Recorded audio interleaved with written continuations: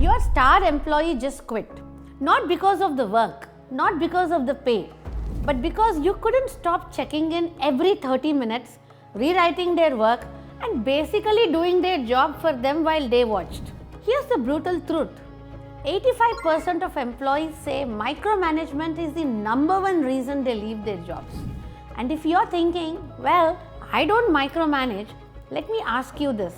How many times this week did you take back a task because it wasn't done exactly your way? You might think delegation is about handing off tasks, but that's where 99% of managers get it completely wrong. Real delegation isn't about dumping on or simply assigning work to others. It's about multiplying your impact without becoming the bottleneck everyone secretly hates. So, in this video, I'm breaking down the 4 steps. First, the outcome architecture that makes micromanagement impossible. Second, the competence ladder that tells you exactly what to delegate to whom. Third, the check-in cadence that keeps you informed without hovering. And fourth, the growth loop that turns delegation into development. Let's now look at step 1, the outcome architecture. Here's what blew my mind when I discovered this. The moment you delegate a task, you already failed. Let me explain. Tasks are what you think need to be done. Outcomes are what actually need to be achieved. And this distinction changes everything. When you delegate tasks, you're basically saying, do exactly what I would do the way I would do it. That's not delegation, that's remote control management. But when you delegate outcomes, you're saying, here's where we need to end up. Surprise me with how you get there. Let me give you a real example. Instead of saying, create a 10-slide PowerPoint presentation with our Q3 numbers using the blue template and make sure slide 5 has the revenue chart, which is task delegation. Instead, you can say, we need to convince the board to approve our Q4 budget increase, create something that shows our Q3 momentum in the most compelling way possible. See the difference? The first approach requires you to check every slide because you've already decided what perfect looks like. But the second approach allows your team member to potentially create something better than what you imagined. Here's the framework. Define the what, outcome required, and the why it matters, but never dictate the how, the specific method. I call this the NASA principle. When NASA sends rovers to Mars, they can't micromanage from Earth. There's a 14 minutes communication delay. So they program the rover with outcomes. Find signs of water. Not turn left 45 degrees, move forward 10 meters, take a photo. The rover figures out the how based on what it encounters. Step 2, the competence ladder. Now here's where most delegation advice falls apart. It assumes everyone on your team is at the same level.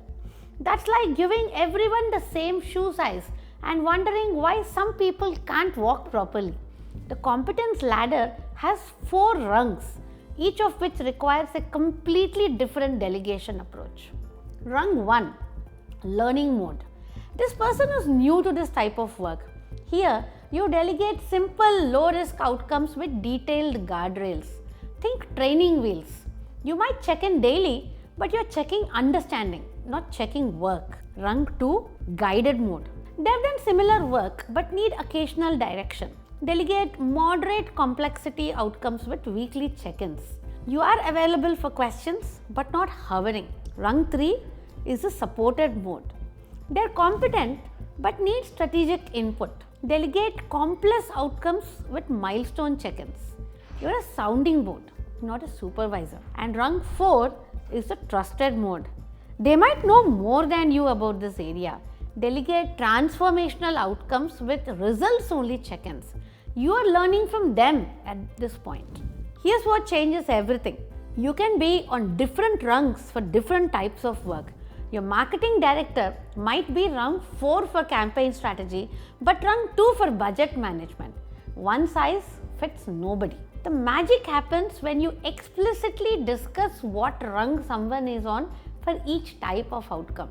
No guessing, no assumptions, just clarity.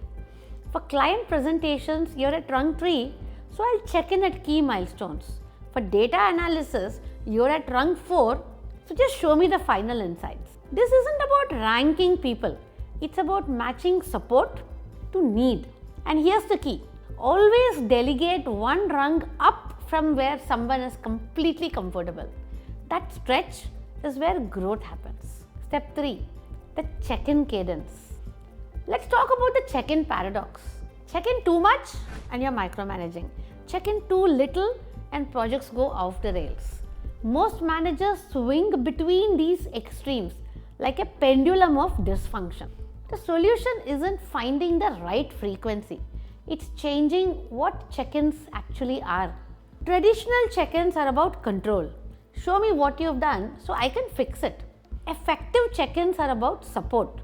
What obstacles can I remove for you? Here's the 3-2-1 framework that revolutionizes check-ins.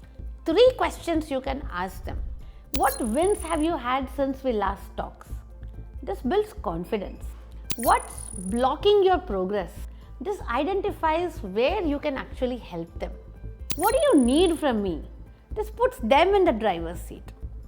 2 things you share. Context which they may not have. Market changes, stakeholder feedback, etc. Recognition of progress, even small wins. And the one thing you don't do is never take the work back unless it's a true emergency. The moment you do, you've taught them that struggle leads to rescue. Schedule these based on the competency ladder rung, not the calendar. Rung 1 might need daily 3-2-1s. Rung 4 might need monthly ones. But here's the twist. Let them request additional check-ins if needed. This flips the dynamic from you chasing them to them pulling you in when valuable. One CEO I worked with calls this management by exception. Assume everything is going well unless you hear otherwise. It sounds risky, but when paired with clear outcomes and the right cadence, it's liberating for everyone. Step 4, the growth loop. Every delegated outcome should complete a growth loop with 4 stages. Stage 1, stretch. The outcome pushes them slightly beyond their current capability. Not so far that they panic, not so close that they get bored. This is the Goldilocks zone of development. Stage 2, support. You provide just enough scaffolding for them to succeed. This might be resources, connections, or strategic input, but never doing the work for them. Stage 3, success. They achieve the outcome, often in ways that surprise you. This is where you resist the urge to say, but I would have done it differently. Different isn't wrong if the outcome is achieved. And stage 4 is synthesis. This is the most missed step. You both extract the learning. What worked? What would they do differently? What can become a playbook for next time? Then you restart the loop at a higher level. Somebody who just successfully handled a $10,000 project decision gets a $50,000 decision the next time. Somebody who managed 1 direct report successfully gets 3. Here's what nobody talks about. This loop also applies to you. Each successful delegation loop frees you to operate at a higher level. You stop doing $50 per hour work and start doing $500 per hour work. You stop solving today's problems and start preventing tomorrow's. Delegation without micromanaging isn't about caring less. It's about caring differently. It's about caring more about people's growth than your ego, more about outcomes than methods, more about tomorrow's capability than today's perfection. This 4-step system, outcome architecture, competence ladder, check-in cadence, and growth loop. This isn't just theory. This is how you build a team that runs without you hovering, innovates without you directing, and succeeds without you controlling. So what's your next step?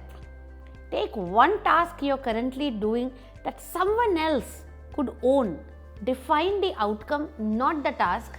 Identify which rung they are on and start the loop. Just one. See what happens. I'd love to hear about your experience. Comment below with the biggest insight you got from this video. What delegation mistake have you been making? What are you going to try differently? Share your thoughts. The best insights often come from the community discussion. And if this helped shift your perspective on leadership, hit that like button and subscribe for more evidence-based approaches to becoming the leader your team actually wants to follow. Remember, experiment, implement, reflect, and keep sharing what you learn. The best leaders aren't the ones with all the answers. They are the ones who unlock answers in everyone around them.